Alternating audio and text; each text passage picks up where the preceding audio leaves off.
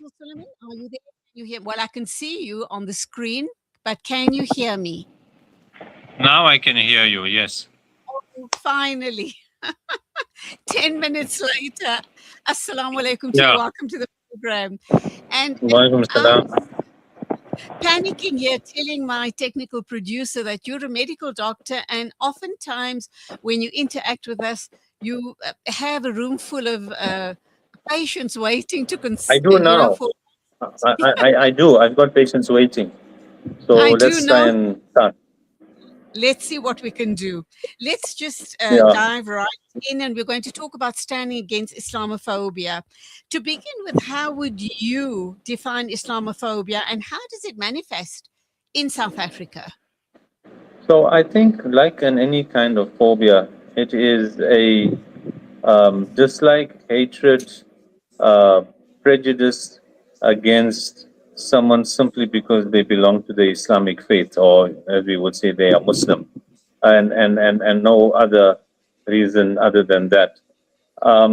Clearly, there are different types of manifestation of Islamophobia, from simply uh, disliking Muslims internally, to expressing it verbally in terms of actions of prejudice, to the extremes of attacking people.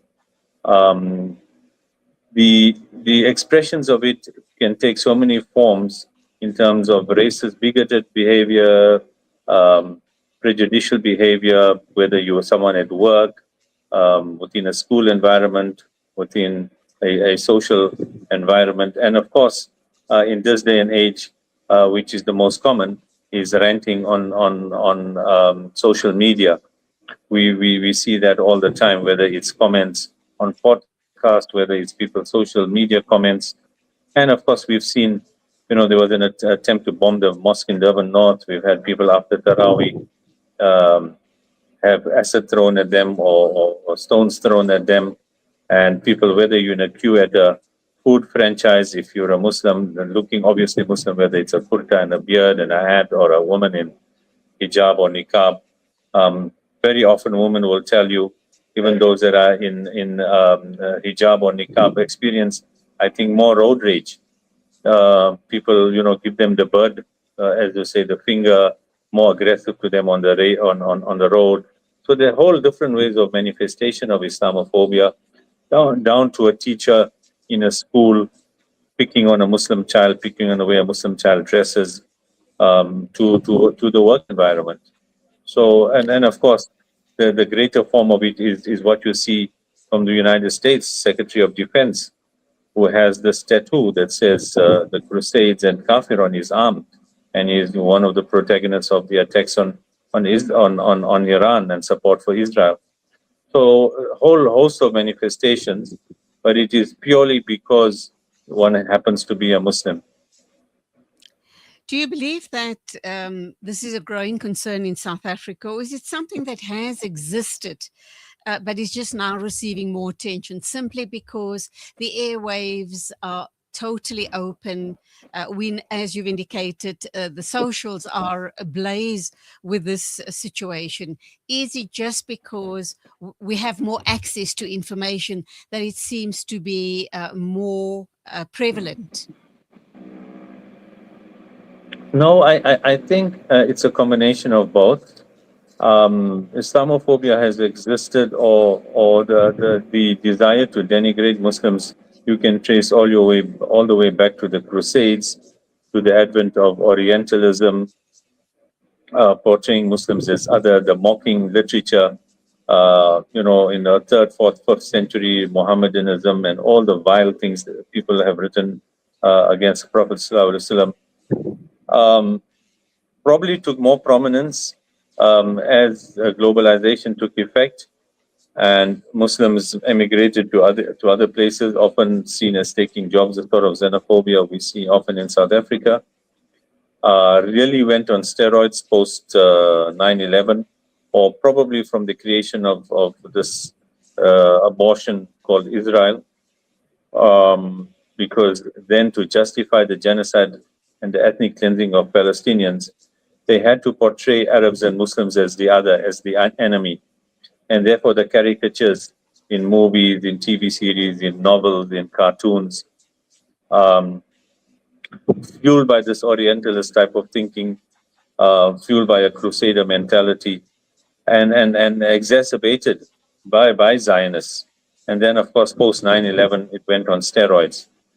So you have both. Although we're more aware of it, it's the hatred that is so easy now to spread on social media. It is so easy to disseminate information on social media, or whether in the print with the advent of the internet, and then previously only limited to print. So it's a combination of both. The easier dissemination of news becomes, the easier it is to disseminate propaganda and nonsense, and therefore to increase your profile. And you just have to be an influencer. One sees it very easily with influencers, whether they're in South Africa and more particular in the West, the United States in particular, how people blindly follow what people tell them. One even just has to look at this, Andrew Tate, boxer come sex trafficker come whatever, who then apparently reverted, and the kind of following he drew from young Muslim males in particular, wanting to imitate him, then to have all of these revelations in Romania, and then apparent he's not really a Muslim, but the impact of someone like that, bodybuilding, MMA, aggressive, or misogynistic, etc. And one just saw the influence of how many Muslims were wanting to follow him and emulate him, and that shows you how dangerous this can be. So, what is the role of SAMNET in addressing Islamophobia and promoting social cohesion? I do know you've been very, very hard at work, SAMNET particularly, of course. Over the past years, we've covered a lot of those interviews. So, the first question is, what more can be done, and what more is SAMNET doing? Secondly, what about the Human Rights Commission? Can we not call out all of this hate speech and hatred towards us as Muslims, particularly in South Africa? Yeah, look, we could probably spend an hour discussing this topic in detail.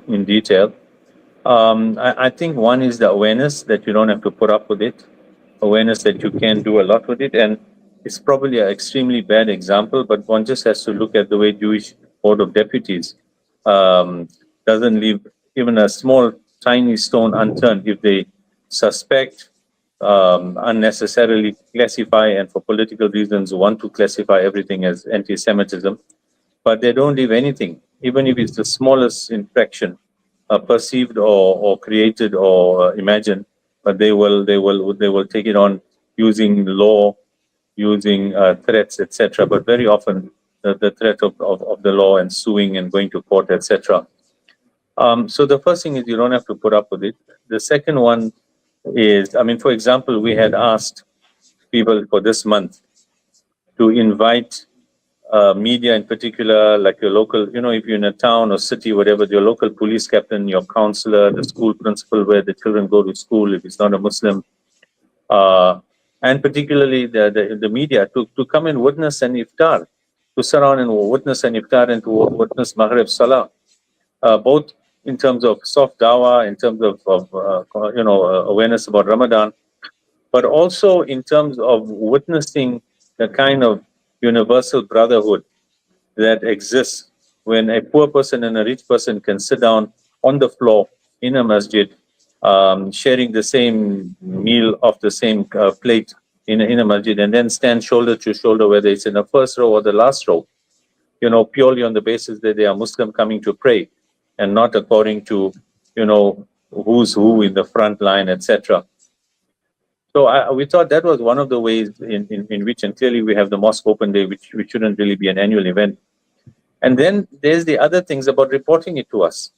At the same time, we must also caution that we shouldn't exaggerate or make something that, and call it Islamophobia when it is not, because then you just undermine the credibility of the cause and of the actual infringements.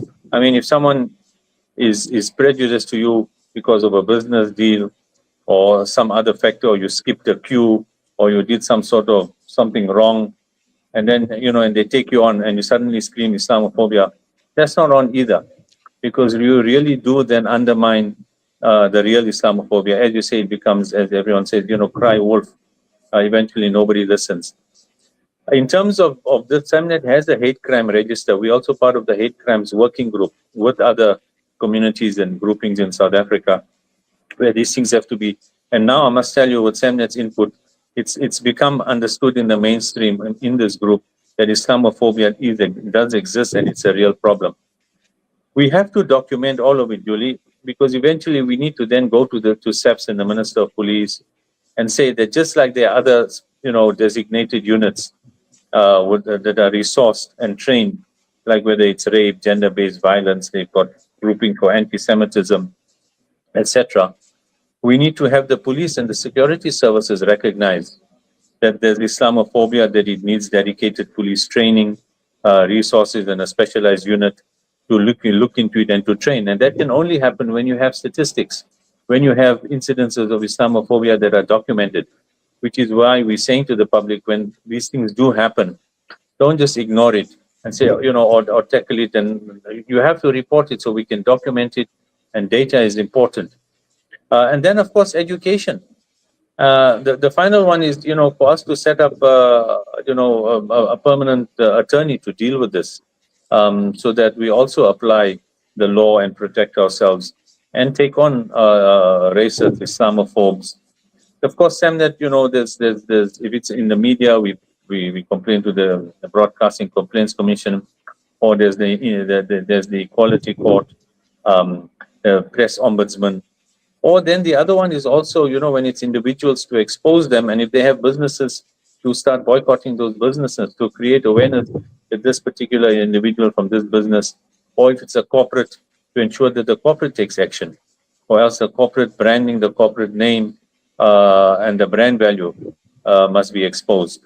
Just like we do with those products that are owned by Israeli companies like Clover and Tiva, and that support Israel in a big way, like your Africa Spices, the Cape Union Mart, etc. It's about awareness.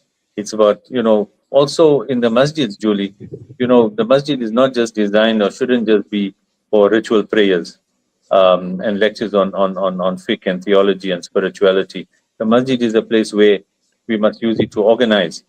Trustees and imams have to be aware of this, and so that they can send it through to SAMNET, make the congregants aware in Jummah lectures, in big night lectures, etc. That this is a real issue, that we shouldn't be putting up with it. And finally, protection. We've written about the masjids having a security cupboard. Obviously, security around the masjids, awareness when people are leaving the masjid, not to eat individually, especially if it's like after Fajr or something. But most importantly, platforms like yours that give air to this problem, that raise awareness, and importantly to know that there is an organization like SAMNET. Then of course we need resources. Like you guys depend on advertising and donations to run the studio. We have to hire staff, have office expenses. So I'd like to honestly be able to hire a full-time attorney to do this full-time, but that does need financial resources, and therefore one of the ways is to contribute to SAMNET, zakat, lillah, whatever, so that we can hire the necessary skills to take this on. I'm very surprised, Faisal. You and I have been talking about this issue for a long, long time now, a couple of years. And I'm really surprised that our community hasn't they haven't heeded that call. We do know that we are a well-resourced community. There's plenty of resources within our community. And how come this is not happening? Why are people still sitting on their hands? They'll allow, you just have a few very brave voices like yourself, A.B. Dowji, and a few others, Sulaiman Patel. And, you can kind of count them on your two hands. Why are other people not coming to the fore? Because the awareness isn't created in the masjids, in madrasas. Firstly, about your right to put up this. We are not, our madrasas and masjids are not centers of activism. They actually preach a very passive, docile type of Islam. we give stories about the Battle of Uhud and Badr and Khandak and everything else, and the Sahaba, trials and tribulations, but it's not converted into saying we have to be activists. Secondly, I think giving towards advocacy, the type of work SAMNET does, is not seen as sawab. We've almost, I hate to use the word, but frankly, it is true. We've almost been brainwashed into thinking that giving only for water wells and feeding and, orphans, etc., is where you get sawab. And that's simply not true. In fact, there are many scholars who have gone to the extent of saying what we are doing falls perfectly under the category of one of the 8 categories where zakat can be used. I don't think there's too much debate overseas over that. Certainly in South Africa, yes, some of the ulama, as in many other things, usually take a bit longer to look at these concepts. But many scholars overseas have said without any doubt, and some very prominent, well-known scholars, that you can use zakat because what we are doing is defending Islam. So people can give the zakat as well. But like I said, it's not seen as something tangible. People want to see photos of starving children and photos of hampers and photos of a masjid, and they give on that emotional and sawab basis. Advocacy work behind the scenes, attending meetings and trying to giving up time to attend a hate crimes working group or writing letters or phoning the media, etc., is intangible. You can't see it, and therefore people don't see the value or don't see the need to donate, which is, as you say, pretty tragic, because Islamophobia is growing in South Africa. You can clearly see a politician like our Minister of Sport aligning with the Zionists, talking absolute nonsense. You've seen the new American ambassador. These are all forces together with the Zionist forces, some of the Zionist, Christian Zionist churches. They are actively pursuing an Islamophobic agenda, because the only way, one of the ways to reduce support for Palestine is again in South Africa to portray the Muslims as the other, Islam something to be feared. And therefore, if you commit genocide against them, it's okay. We just have to see it at the moment in the US military, the justifications, the biblical justifications for attacking Iran. A whole lot of hogwash, but it's nonetheless selling to people who just basically, follow the leaders and don't question anything. Not dissimilar to South Africa. There are people here who will follow some extreme ulama without question, even when those ulama are talking absolute nonsense and pronouncing takfir and calling women who want to go to a mosque prostitutes, etc. People blindly follow it. It's absolute, again, this is not what the religion teaches, but people unquestionably follow someone because, he's a mufti and he's on the radio or produces print and distributes it in a mosque, and it's full of nonsense. Let's wrap up then. I do know you have a room full of patients, and we have come to the end of our time. We've lost a bit of time with the sound problem.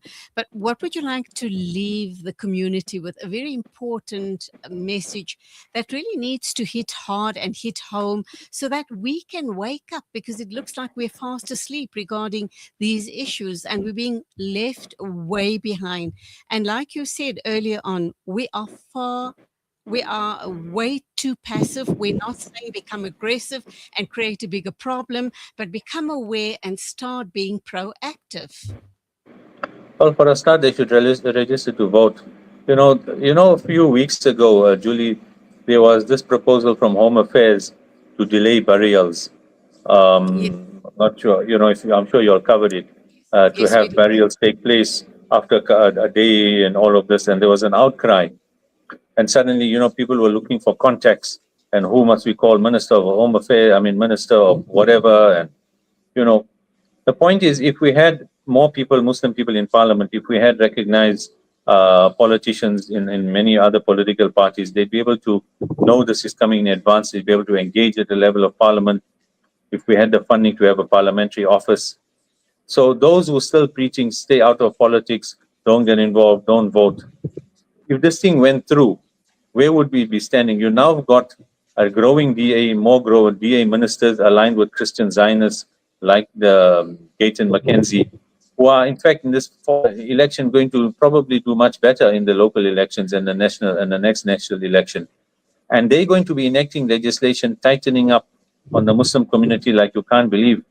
And then it's going to be like, like having the terrorism act. Once it's enacted, too late to cry about it, too late to then, worry what you're going to do. So the one thing is awareness, not having to put up with it. Obviously resourcing organizations like SAMNET, understanding that not voting, not getting involved in political parties and activism is not an option. There are people actively led by Zionists, led by Zionist businessmen, led by Rabbi Goldstein and the Rob Hershoffs of the world, actively pursuing an Islamophobic agenda in support of Zionism, in support of the sort of one world U.S. World order. And Islam is standing in their ways. And in South Africa, with the ICJ, with the government support for Palestine, they're going to undermine the ANC. They're going to mind that's why we have this particular new U.S. ambassador, Bosel, for exactly those purposes. And if we're sleeping, we are so going to regret it, really. So really, people should be taking 5-10% of what they're normally giving for charity and setting it aside so that it can be used for a fund that can pay lawyers.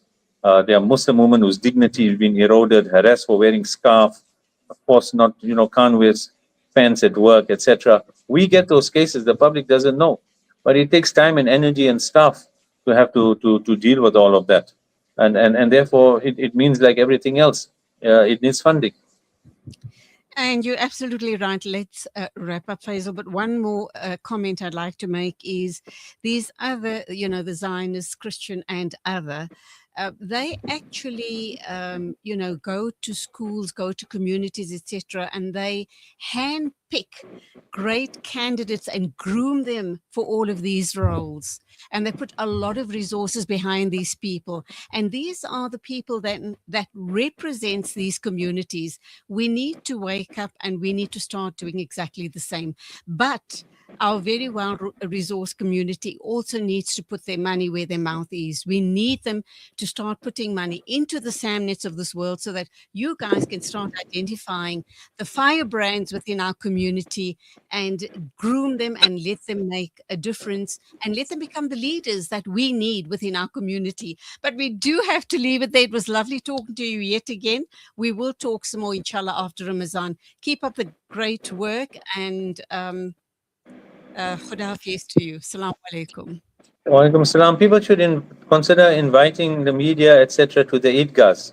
The local councillor, your police chief, your school principal, at the very least. But iftar would have been great. There's different ways of countering Islamophobia. Thank you so much. Absolutely, we need to speak more. And there's a lot more, that we can do on a practical level to tackle Islamophobia and do soft dawah at the same time. Inshallah, you keep up the great work, Dr. Faisal Suliman. Until the next time, Assalamu alaikum. Walaikum salam, and thank you for having me. It's exactly 15:34, and next we are going to talk with Niresh Badal or Badal. He is a registered educator, and we're going to be talking about school admissions crisis. Stay with us. You are listening to Salam.